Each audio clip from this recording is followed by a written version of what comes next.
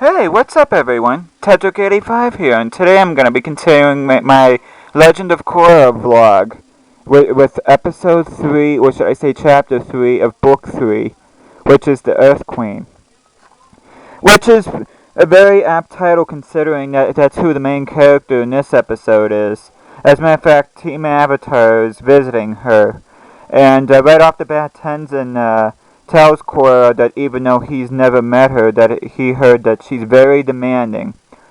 Which they find out because of her bodyguard and that saying all these rules and that, and Korra not really being a fan of that. But she sees the queen and automatically she knows how demanding she is because she got mad at some earthbenders because they messed up the topiary, and she also was complaining about to Korra about how Avatar Aang and Fire Lord Zuko stole the Earth Kingdom away from her in her eyes and turned it into the United Republic, and she's not real happy about that. But she asked Korra to get some money from a small village. In exchange, she'll help Korra find the airbenders that are in Ba Sing Se, which is where Team Avatar is. So Korra agrees and she manages to go with Asami and that. Meanwhile, Mako, Bolin, Tenzin, and Boomy and company end up not knowing where Kai is, which is a little boy from the last episode, which has a very shady past.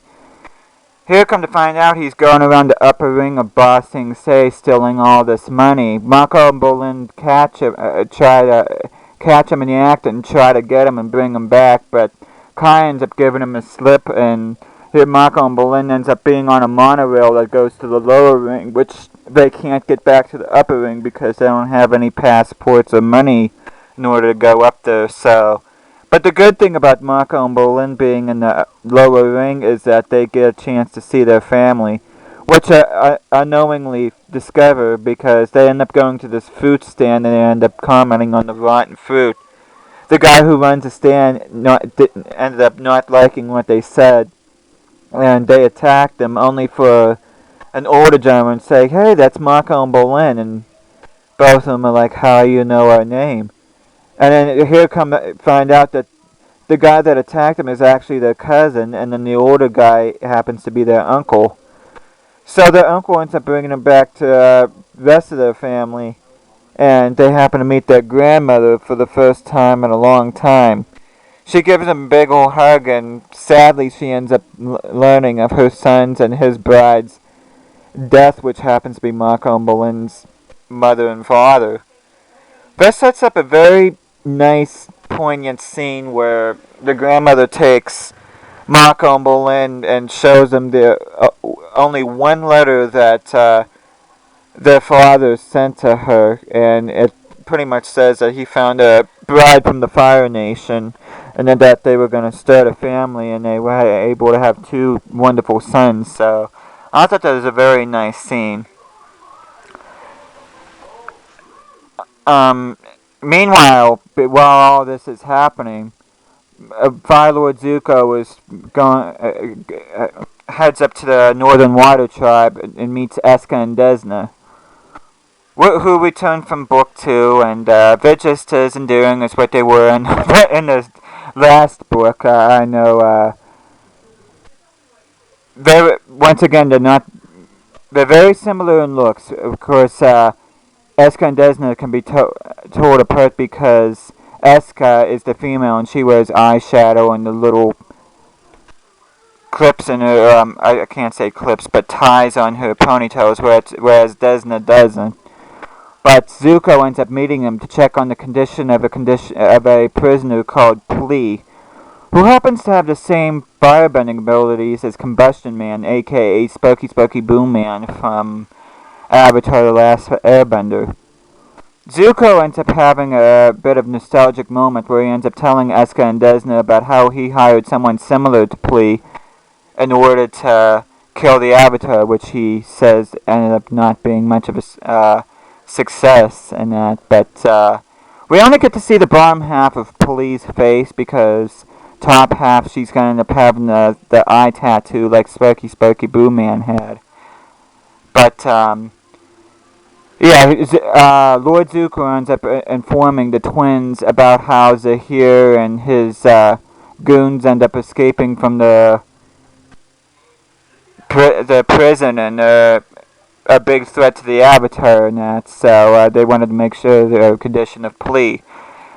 Who was being held in extreme cold to prevent her from being firebending, which has me thinking, if something happens and she breaks out, if she gets help in that means Zuko's gonna be defenseless too unless Escan doesn't help, because Zuko wouldn't be able to firebend either, so it's gonna be, I get a feeling this is gonna be a very interesting book. And, I forgot to mention too, what ends up happening to Kai at the end of the episode is that he ends up getting captured by the Dai Li. Because what ended up happening is that all the airbenders that are around Ba Sing Se are being kidnapped, and are going to be used to be the Earth Queen's personal army. And we find this out because when Korra ends up bringing the Earth Queen back the money from the small village, the Earth Queen reneges on the deal and ends up not helping out Korra, much to Korra's anger, and that she ends up lashing out at the Earth Queen and leaving and that. But yeah,